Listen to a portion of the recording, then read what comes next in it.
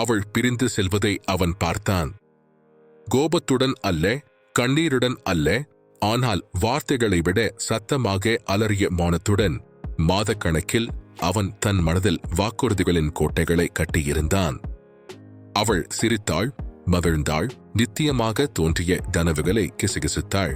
ஆனாலும் ஒரு காலை பொழுதில் அவளது கண்கள் தூரமாகிவிட்டன, அவளது செய்திகள் சுருங்கிவிட்டன. அவன் ஒருமுறை அறிந்திருந்த அரவணைப்பு வெறுமையாக மறைந்துவிட்டது.